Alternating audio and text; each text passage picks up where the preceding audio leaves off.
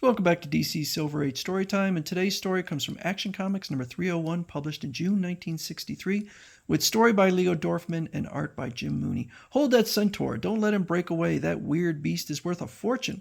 Groan, I'm trapped in this net, Supergirl could release me in an instant, yet I cannot call for help without revealing my secret identity as Superhorse. Short months ago, the existence of Superhorse was exposed to a startled world. Out of nowhere he came, a mighty stallion, whose superpowers were even greater than those of Supergirl herself. And now comes the most incredible adventure, a journey to the mysterious sorcerer's planet where witchcraft is greater than science and where a magic spell results in the secret identity of Superhorse. So Superman has called for Supergirl and Superhorse to send them on a mission. Many years ago, Prince Endor of Xerox, the sorcerer's planet, helped me when I was in trouble. Our red sun has robbed you of your superpowers, but my magic spell will instantly transport you back to your own solar system, where its yellow sun will restore your super abilities. Thanks, Prince Endor. Someday I hope to repay you. So Prince Endor is in trouble. There is a problem, but unfortunately, Supergirl would be robbed of powers, but Superhorse would not, because he is not Kandorian. Don't be hasty. Your powers, though, through Circe's magic, therefore you could be in danger on a planet of sorcerers. Oh, if I could only go along. But she can, wearing this suit. Farewell and good luck to both of you. Prince Endor will give you the orders when you reach Xerox. So Prince Endor is required to fly on a flying horse, but unfortunately, their Pegasus, someone has cast a spell on him and he cannot fly, which means Prince Endor would lose his place as prince. Ha!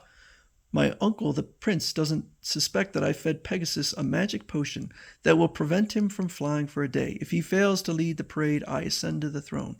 You will make a much better ruler, Lord Nomed. Prince Endor is growing old. His spells and charms are weak and useless. But along comes Supergirl and Superhorse. Prince Endor, wait! The law says that you must ride Pegasus in order to keep the throne. You are wrong, Lord Nomad. It says only that the prince must ride a flying horse. And he does. So Supergirl is just kind of observing what's going on, and she spots a weird lion, goat, and a dragon, which is she's told is a chimera. And then she sees a Cerberus. And next in line is a griffin, resembling a combination of two animals from Earth, an eagle and a lion. But all those weird creatures can't be real. I've heard they were legendary mythical creatures. Ah, yes, my dear, but every legend is based on some reality. Ages ago, when our ancestors were persecuted on Earth as witches and evildoers, they decided to leave your planet. Using the power of black magic, they migrated through space, taking with them the last of the fabulous creatures. And so they all came here to Xerox, a planet where magic and sorcery are common. Yes, in this world we have developed the powers of magic just as you on Earth developed realistic science. Come, I will show you our wonders. And so he shows off his ability to change this creature into a human. There, he's turning into a human. It's the same spell that was the basis for the legend of Beauty and the Beast. And so Superhorse wants to be rewarded for helping out by being turned into a human. The change is beginning, Superhorse. First you will be a centaur, then a man. But I warn you, all spells are temporary. Here on Xerox, you will have no superpowers while it lasts. So he's changed back into a centaur and then into a human. Here, my friend, you can use some of my clothes until you become Superhorse again. Put them on and we'll stroll in the garden of the gods. So they're out walking. Meanwhile, Supergirl is with Lord Nomad, and she sees all these golden statues. According to legend, these statues were once living people. They were turned into metal by King Midas with his golden touch. So he offers her a drink, but it turns out that it is a drink that will change her into gold. And the prince notices it, and he recognizes what the drink is. And so Superhorse, I can't even remember his name, Comet, grabs a bow and arrow and then shoots the drink, and it falls on Prince Nomad, turning him into gold. Lord Nomad. The liquid turned Lord Nomad into a golden statue. Choke. If I had tasted even a drop of it. Oh. So she starts to faint, and then Comet comes up and gives her a kiss. Everything went black, feeling better now. Who are you? That handsome man who was just here, Prince Endor. Who was he? An archer. He had to leave. It was his arrow that saved your life, Supergirl. I understand everything now. My nephew must have given Pegasus a potion to keep him from flying.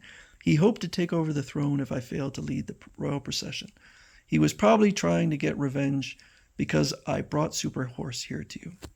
So the prince explains to him that every time a comet passes through Earth's solar system, which seems weird since they're not on Earth, he will turn into a man, but lose his superpowers.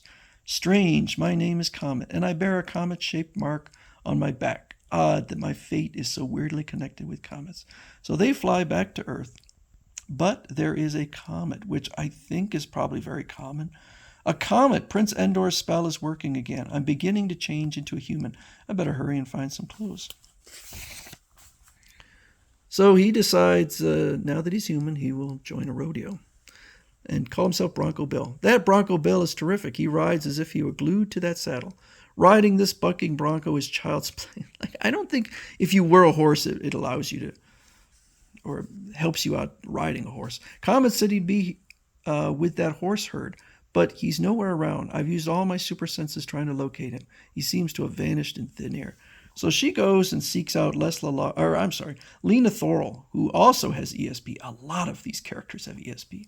And she spots this guy riding a horse, but doesn't recognize that the guy, Bronco Bill, is actually Comet.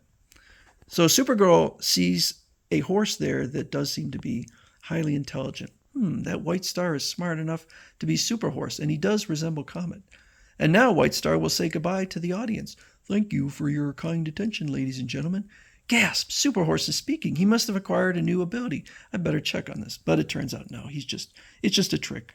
The guy used ventriloquism. I see, thank you. Naturally, he couldn't be Super Horse. There's no comet mark on his back. And so she spots Bronco Bill doing some spectacular stunt riding. When a bull comes up and menaces him, she manages to toss the bull, but it rips Bronco Bill's shirt. And she spots the comet-shaped tattoo, or birthmark, but she doesn't put two and two together. Bronco Bill, for your spectacular performance, you are hereby named King of the Rodeo. And Supergirl, for your amazing super deed in stopping the bull, we're naming you Queen.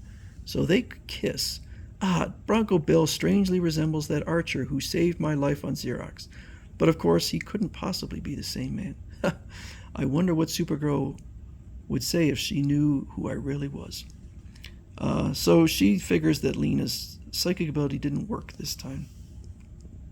And for a news flash, astronomers report that the comet lately seen in our skies is leaving our solar system and heading for another galaxy. So Comet heads out knowing that he will change back into a horse. Meanwhile, these criminals are planning on kidnapping or horse-napping White Star, but then they spot a centaur and they're like, do you see what I see? That creature is half horse and half man. It's a centaur. I thought they only existed in fairy tales. A beast like that is worth 100 times more than a stunt horse. Get the net on him. So they capture him and they kind of drag him into the sky.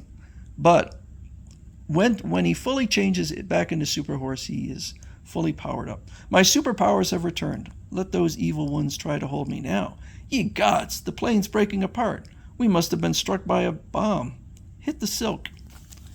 Which means use their parachutes. We must be seeing things. That centaur turned into a flying horse. He kicked the plane into smithereens. How are we going to explain this to the boss? He'll clobber us. So when we saw this centaur, we decided to capture him instead of the stunt horse. But the beast turned into a horse while we were flying here. A flying horse with superpowers. He kicked the helicopter apart and then streaked off into the sky. Centaurs, flying horses. You expect me to believe that phony story? You crumbs just wrecked a helicopter worth a fortune. I'll teach you to disobey orders. Meanwhile, Super Horse is reunited with his old friend Supergirl. Comet, where were you? I hunted everywhere. I had an exciting mission for you.